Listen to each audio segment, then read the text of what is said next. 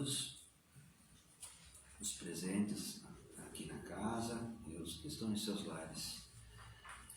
Então, nesse momento, aproveitando as vibrações que se encontram nesse ambiente, né, de harmonia, de luz, que possamos então nessa exposição compreender e entender um pouco mais os ensinamentos daquilo que a doutrina espírita nos ensina e aquilo que a Páscoa, né, o verdadeiro sentido dela. Que assim seja. Então, irmãos, hoje vamos falar sobre a Páscoa na visão espírita. Então, eu dividi aqui em duas partes, até para ficar um pouquinho melhor de compreender, né? Um pouquinho sobre a história e depois, então, realmente a parte que a doutrina espírita nos ensina. Então, assim, um pouquinho da história. O Brasil é um país, né, católico, né? O calendário que usamos faz parte do calendário católico, né? E ele determina algumas datas comemorativas, né? Então, por exemplo, dia 12 de outubro é comemorado o Dia da Padroeira do Brasil, né? Que é a Nossa Senhora Aparecida, né? Dia 8 de dezembro se comemora o Dia da Padroeira do nosso município, né? De Tupaciretã, que é a Nossa Senhora da Conceição. Para quem não sabe, a imagem está na praça central ali em frente à prefeitura, né? Então, assim, em 1872, é um longo tempo, né? 99,2% da população do Brasil era católica, né? Agora, nesse censo, em 2022, baixou para 50%, mas ainda é um número bastante relevante, né? Um número bastante grande.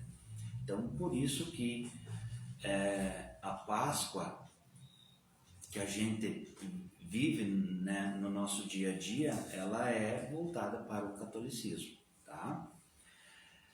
Um pouco mais da Páscoa. O significado histórico da Páscoa repousa raízes do judaísmo, mas foi absorvido e alterado pelo mundo cristão, tá? Para os judeus, a Páscoa é a celebração que relembra a libertação do povo hebreu após 400 anos de escravidão no Egito. Para os católicos cristãos, celebra-se a ressurreição de Jesus após a crucificação. A celebração inicia-se no domingo de Ramos e termina no domingo de Páscoa, período compreendido como a Semana Santa. Todas essas decorrências estão plenas de significados, né, mas deitando nosso olhar para as primeiras origens dessa celebração, vamos encontrar nas antigas tribos politeístas um tributo à primavera e à deusa da fertilidade Eostre. É a partir dessa raiz histórica que surge a relação da Páscoa com os ovos, né? Nos tempos modernos, de chocolate, né? E com a lebre, no caso o coelho, né? Ícone das festividades tribais que marcavam a passagem do rigoroso inverno europeu para o período fértil da primavera. Então saía-se do inverno, né, para a primavera, e a primavera é o momento é o ápice, né, da reprodução, né, o período fértil, né, onde a vida acontece, né. Nós aqui saímos do inverno, vamos para a primavera, onde tudo fica mais fácil, inclusive o calor, né. No judaísmo, a palavra Páscoa significa passagem, tá? O vocábulo busca traduzir o ápice das pragas do Egito que atingiram as terras e os interesses do faraó no Êxodo, no período de Moisés. Moisés teve a passagem em torno de 1500 anos antes de Jesus Cristo. Então nós estamos falando da Páscoa que remonta a 3.500 anos, quem sabe? Então é muito antiga, mas muito antigo mesmo, né? Um anjo da morte visita o Egito e, para evitar as mortes dos primogênitos, os fiéis hebreus marcam com sangue de um cordeiro a porta de entrada de suas casas. Este era o sinal para que os filhos daquele lar fossem poupados da morte, e o anjo passava. Outra tradição hebraica tem relação com o cordeiro no período da Páscoa. A família judaica acolhia por uma semana um cordeiro para viver com eles dentro de casa. Na convivência, estabeleciam-se vínculos afetivos e de sentimento com o animal, e no entardecer da sexta-feira, este era sacrificado. Se alimentar do cordeiro da Páscoa era uma experiência de dor, de desilusão, com vistas ao exercício da libertação pela perda de alguém amado. Jesus conviveu com proximidade durante 3 anos com os discípulos. Durante a ceia pascual, a tradição hebraica, Jesus se reúne com os apóstolos e diz: não mais beberei a partir de agora deste fruto da videira, o vinho, até aquele dia em que beba convosco, novo no reino de meu Pai. Estou me despedindo de vocês, vou para o plano espiritual, voltarei ao Pai. Vocês vão experienciar a dor da perda, e a crise da morte será um portal para que eu continue a amparar vocês e a cuidar da expansão do cristianismo. E ecoando as derradeiras falas de Jesus e desdobrando seu simbolismo, a doutrina espírita codificada por Allan Kardec no século XIX vai emoldurar a essência e a beleza da mensagem, atestando ao mundo que a vida não cessa. Então todo aquele ritual do cordeiro, de conviver com ele durante uma semana, e depois o sacrifício dele, comparado ou não, mas é a mesma coisa de Jesus, Jesus tem a presença dele, durante 3 anos, e após isso ele é crucificado. Então a dor da perda e a experiência da dor, e com a ressurreição dele, vamos dizer assim, assim como o convívio do cordeiro que foi imolado, Então aí começa o significado já da doutrina espírita. Então agora, na segunda parte, realmente, qual é o verdadeiro sentido então da Páscoa para o Espiritismo? Na doutrina espírita, a Páscoa é uma data simbólica apenas, caracterizada pela renovação interna e evolução espiritual. Não há um ritual ou culto. Para a doutrina espírita, a data tem um sentido de renovação em si mesmo. Para o Espiritismo, a Sexta-feira Santa é lembrada, mas não há uma atividade especial, como as procissões católicas. Também existe o jejum, a abstinência de carne, e aí vem toda aquela questão da carne vermelha, por isso que na sexta-feira se comeu o peixe, e aí vem, acho que as experiências do catolicismo são muito presentes, eu lembro da minha infância, que Sexta-feira Santa não podia se fazer absolutamente nada, era totalmente reservada ao luto, da morte de Jesus, Nossa, eu lembro da minha mãe, ela é incrível, como os costumes são interessantes, mas a compreensão, no meu caso, mudou, A doutrina espírita não abriga em si uma comemoração por conta da Páscoa. Hoje a Páscoa assumiu um significado de momento de reflexão, busca de espiritualização e interiorização. No Espiritismo, não temos esse culto, até porque aprendemos com a doutrina espírita que essa deve ser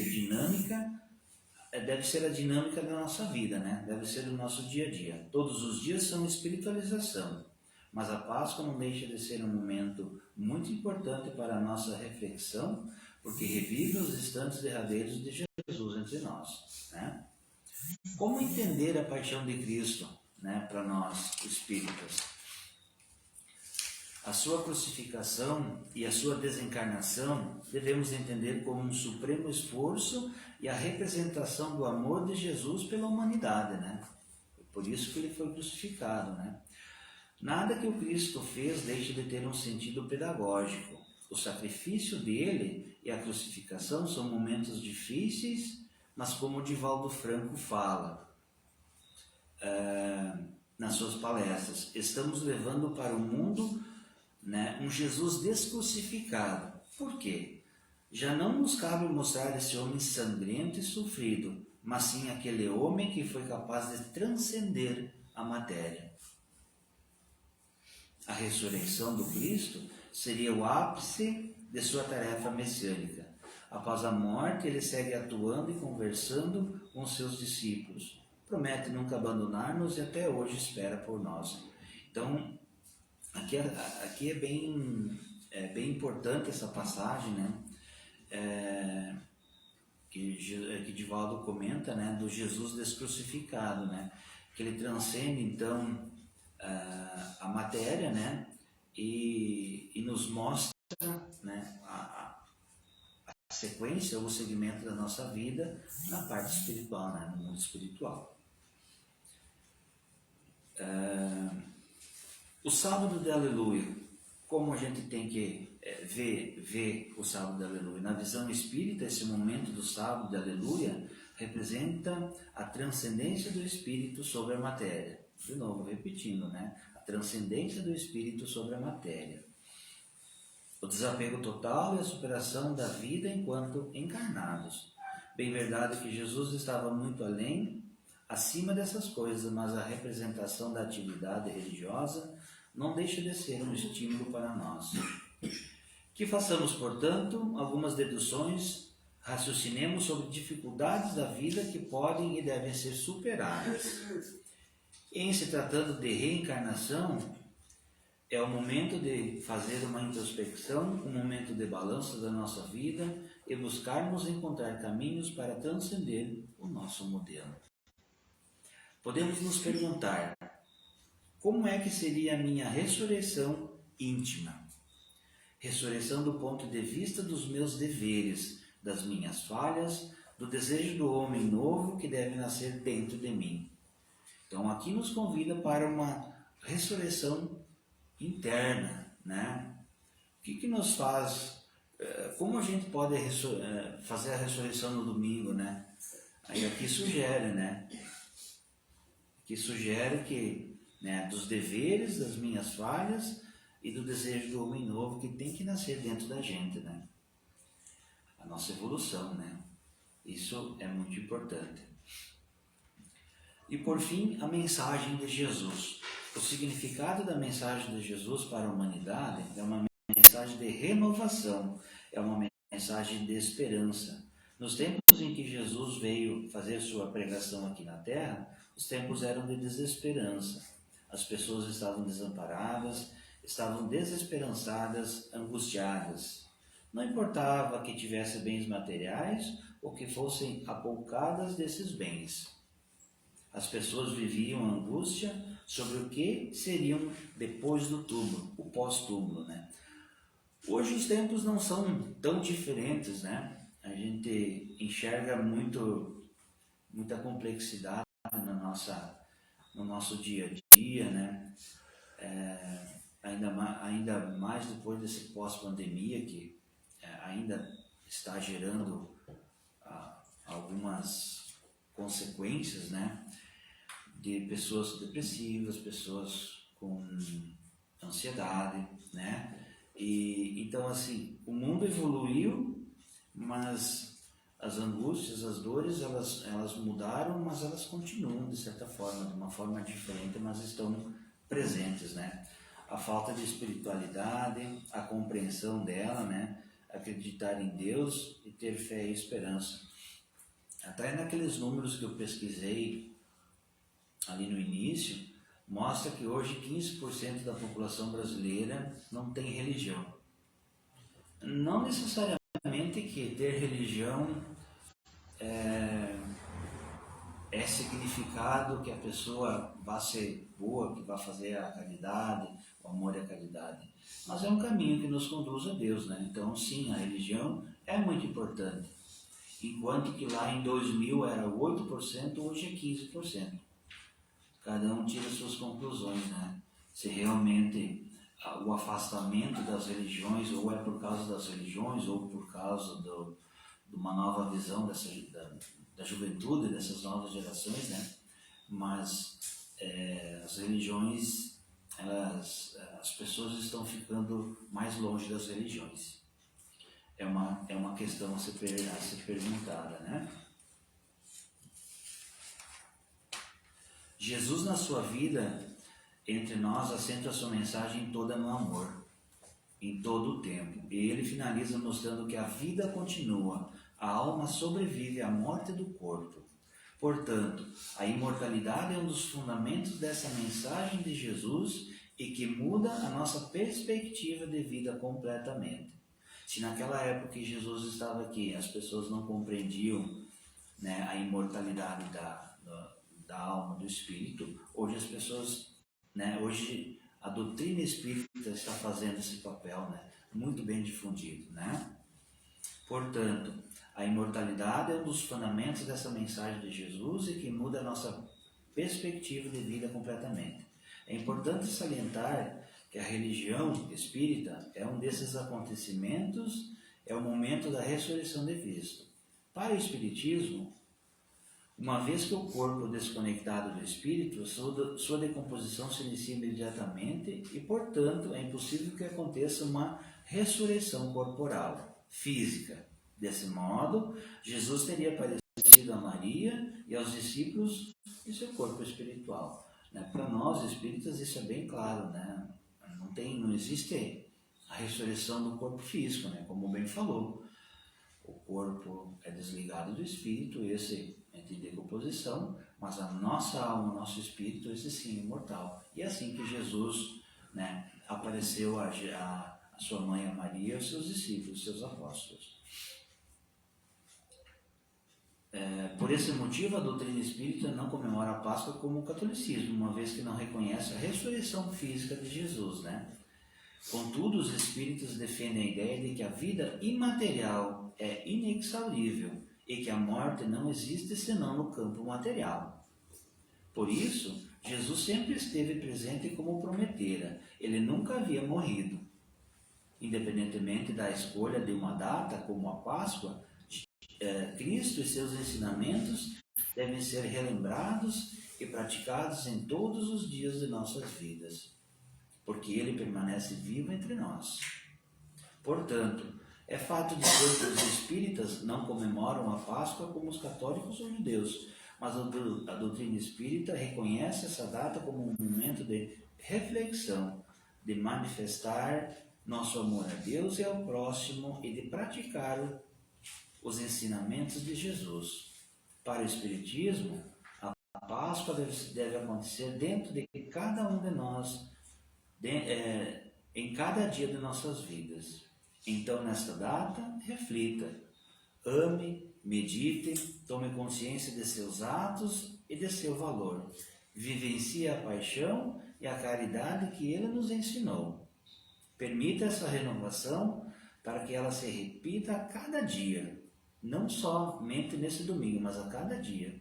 No fim, vale lembrar que a Páscoa representa a vitória da vida e o Espiritismo, a vida é definida pelo amor.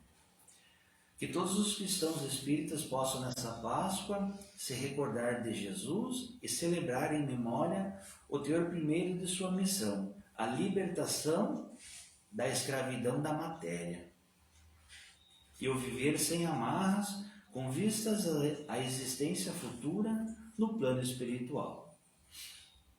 Não permitamos que os ovinhos de chocolate e os coelhinhos da Páscoa tirem a essência da celebração desse momento, que é o profundo amor de Deus por nós e a imortalidade da alma. Praticar o amor e a caridade como nosso mestre, nosso modelo e guia Jesus Cristo nos falou, e principalmente através de seu exemplo de vida. Para os espíritas, a Páscoa propõe uma experiência de Deus, de amar e de ser amado. Sociedade Espírita Bezerra de Menezes deseja a todos uma feliz e abençoada Páscoa junto de seus familiares. Só uma ressalva, esqueci de falar no início, né?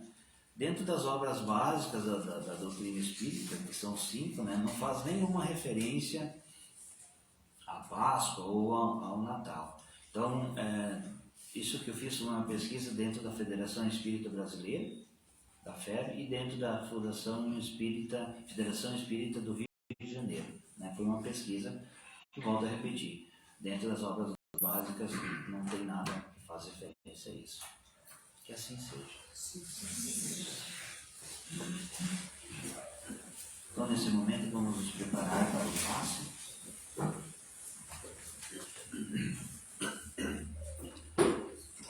Que todos, então, continuem com o pensamento elevado, que possam esvaziar os seus pensamentos, possam dar espaço ao que será dito nesse momento. A todos os irmãos que desejam colocar uma jarra com água, um copo com água para ser frutificado, que fique à vontade.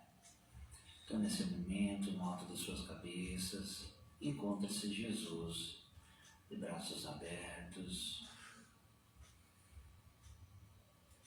enviando uma luz muito forte, muito branca, e esta luz penetra no alto de suas cabeças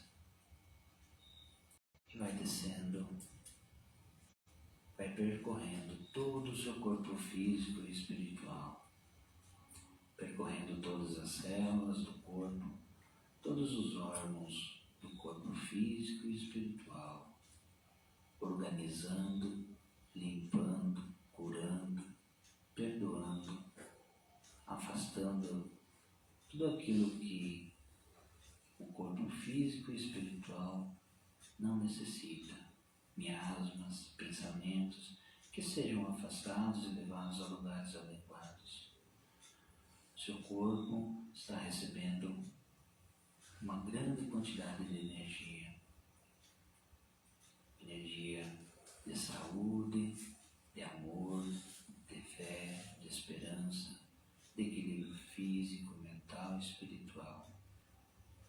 Seu corpo físico e espiritual está pronto para o restante da semana.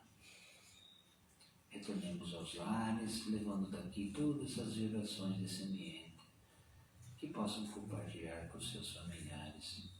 Lembrando também que o nosso anjo da guarda, o nosso protetor, está sempre ao nosso lado, nos intuindo, nos orientando a tomarmos sempre as melhores decisões da nossa vida. Mantenha o pensamento elevado e que Deus abençoe a todos. Os irmãos que têm o passe especial,